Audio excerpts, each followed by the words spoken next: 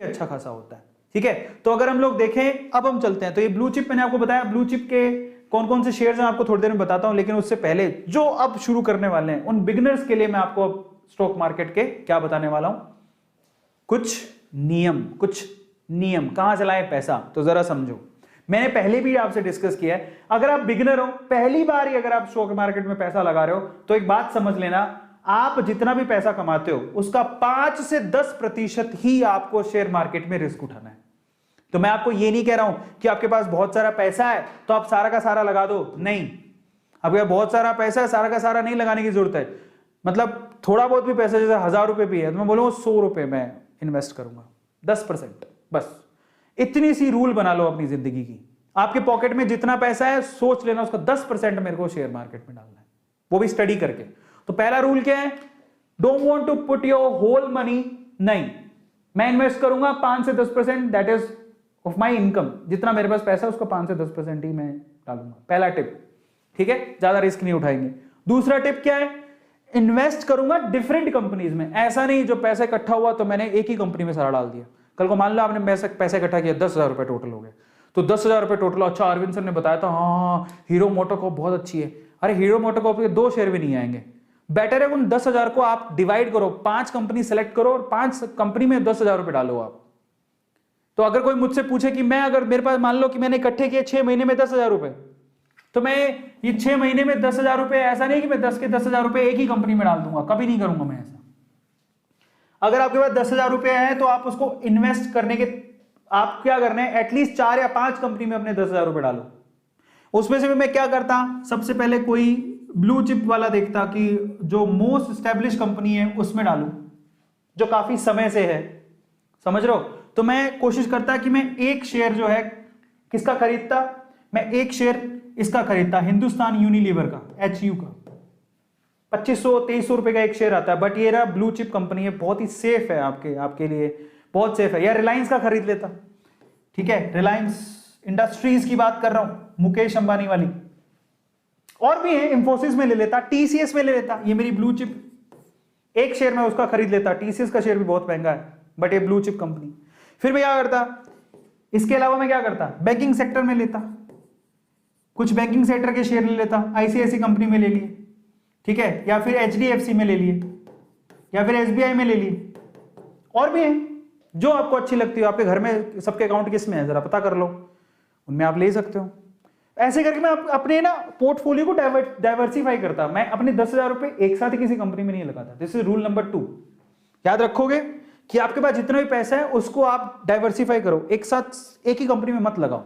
तीसरा, कंपनीज जो कि रेपुटेटेड है, जिनकी हिस्ट्री बहुत अच्छी है, जिनको आप बरसों से जानते हो, बरसों से आपने देखा है, उन कंपनीज में पैसा लगाओ।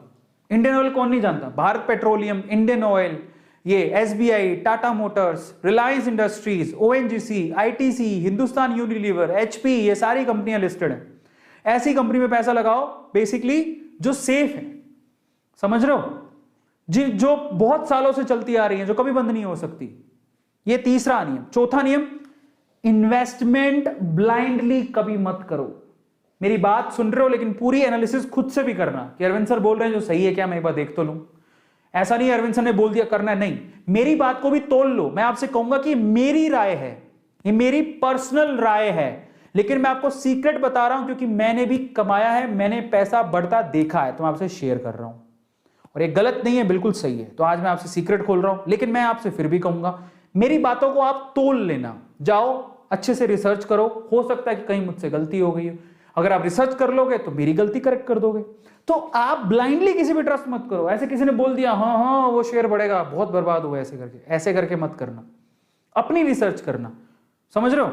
चौथा, बस blindly don't invest because everyone is investing in that. ऐसा मत करो कि सभी लोग इन्वेस्ट कर रहे हो तो पागलों की तरह तुम भी करोगे। अपनी रिसर्च करो, खत्म करो। मैंने मेरी बताई क्योंकि मेरे पर्सनल उसमें व्यूज हैं, मैंने मेरी बताया। मैं HDFC में क्यों इन्वेस्ट कर रहा हूं, क्योंकि मैं खुद बैंक में अपना अकाउंट होल्ड करता हूं। SBI में क्यों कर रहा हूं, मेरे पापा का बरसों से अकाउंट है। हिंदुस्तान यूनिलीवर में क्यों कर रहा हूं, क्योंकि मेरे घर पे FMCG के प्रोडक्ट आते हैं, ज्यादातर उसके FMCG HU के, हिंदुस्तान यूनिलीवर के। ITC में क्यों कर रहा हूं, क्योंकि मैं खुद देखता हूं, अगर कुछ कॉपी लेता हूं, कुछ पेन लेता हूं, ठीक है, घर पे आईटीसी का आशीर्वाद का आटा आता है, घर पे आशीर्वाद का आटा आता है, आईटीसी कंपनी का है, कॉपी में लिखते हो आईटीसी की कॉपी है, वो खोल के देखो, समझ रहे हो। घर पे खुदा ना खास्ता किसी को सिगरेट पीने की आदत है तो वो आईटीसी की सिगरेट है।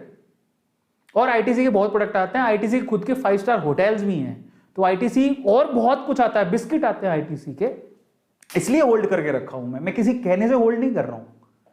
ठीक है, उसके बाद जल्दी और हड़बड़ी में ना तो खरीदो ना ही बेचो, इतने एक्साइट मत हो ना ही सैड हो। मार्केट में हलचल चलती रहती है। 2008 में डिप आया था, मार्केट एकदम क्रैश हो गया था। ऐसे डिप आपको शायद 2000 कितने 16 में 2016-17 में डिप आया था। तो घबराओ मत, भागो मत। पता है जब डिप आती है ना उस टाइम पे जो शेयर मार्केट को समझते हैं वो खुश हो रहे होते हैं, आहा हा अब आ गई अपॉर्चुनिटी। जो रिटेलर्स होते हैं ना हमारे जैसे छोटे लोग डर जाते हैं कि पैसा निकाल के भागने लगते हैं। मैंने ये नियम तो सीखा है, मैं आपको मेरी पर्सनल राय बताता हूं। जब येस बैंक के मैंने सबसे पहले येस बैंक के शेयर खरीदे थे और आप बिलीव नहीं करोगे मेरा येस बैंक वाले शेयर मुझे भयंकर घाटा लगा, तो मैं भागा नहीं, मैंने येस बैंक के शेयर बेचे ही नहीं। मैंने कहा मैं घाटे में नहीं बेचूंगा, पापा ने इतना तो सिखाया है, घाटे में नहीं बेचूंगा। बट एक चीज मैंने समझ ली कि अब येस बैंक में इन्वेस्ट नहीं करूंगा, अभी तो रुक के करूंगा, जो भी होगा आगे देखेंगे। येस बैंक को होल्ड पे रख दिया। मैं घबराया नहीं, ऐसा नहीं मैंने इन्वेस्टमेंट बंद कर दी, नहीं। मैंने क्या सोचा कि मुझे येस बैंक में जितना घाटा हुआ है ना, मैं पकड़ता हूं, स्टडी करता हूं, अच्छे शेयर पकड़ता हूं, उनकी रिसर्च की मैंने, उनमें मैंने इन्वेस्टमेंट बढ़ाई। पहली मेरी येस बैंक में इन्वेस्टमेंट सबसे ज्यादा थी, मतलब 5-6 शेयर में पैसा लगा था, उसमें येस बैंक में इन्वेस्टमेंट सबसे ज्यादा थी। मुझे दुख होने लगा कि मैंने इतना पैसा गवा दिया। बाद में मैंने क्या किया, आज मेरी जितनी इन्वेस्टमेंट है उसका मुश्किल से कोई 2% ही पैसा मैंने येस बैंक में लगा रखा है। पहले 50% था, मतलब पहले जितना मैंने पैसा लगा रखा था उसका 50% पैसा येस बैंक में लगा हुआ था। आज मेरा इतना बड़ा पोर्टफोलियो है कि उसका सिर्फ 2% पैसा ही येस बैंक में लगा हुआ है। तो हमें दुख नहीं होता, क्योंकि जितना मुझे घाटा हो रहा है उससे मैं 5 गुना ज्यादा कमा चुका हूं। Try to understand, learn the things, डरो मत, भागो मत। रिटेलर्स को भागना नहीं होता है, यहीं से तो बाकी लोग फायदा उठा जाते हैं और हम डर के भाग जाते हैं। ऐसा नहीं करना, तो डरने का नहीं। अब फाइनली आते हैं, अच्छे से रिसर्च कर लो। वॉरेन बफेट कहता है कि सारे प्रिंसिपल में मेन चीज ये है कि अच्छे से कंपनी की रिसर्च कर लो, फंडामेंटली स्ट्रॉन्ग है, सब कुछ अच्छा है, और सबसे इंपॉर्टेंट है जाओ पहले डीमेट अकाउंट खुलवाओ। बड़ी बड़ी बातें कर रहे हो, डीमेट अकाउंट है नहीं। बड़ी दुख की बात है यार, मैं यही नहीं समझ में आता डीमेट अकाउंट में लगता क्या है। एक अकाउंट पड़ा रहेगा, तुम्हें नहीं करना तो तुम रखो तो सही कम से कम अपने पास। कल को मान लो कि शेयर मार्केट में डिप आती है, कोई आपको कहता है यार वो शेयर बहुत अच्छा है, कल को तो तुम्हारे पास डीमेट अकाउंट ही नहीं है, तुम कहां से करोगे शेयर मार्केट में इन्वेस्टमेंट। खुद का डीमेट अकाउंट ही नहीं है। Demat account is a necessary account अगर आप वाकई में फाइनेंशियली ग्रोथ करना चाहते हो। तो जाओ अपने नॉर्मल अकाउंट के साथ डीमेट अकाउंट भी खुलाओ, बहुत इंपॉर्टेंट है। सबसे पहला काम आपको यही करना है, कुछ भी शेयर वेयर में जाओ डीमेट अकाउंट खुलाओ।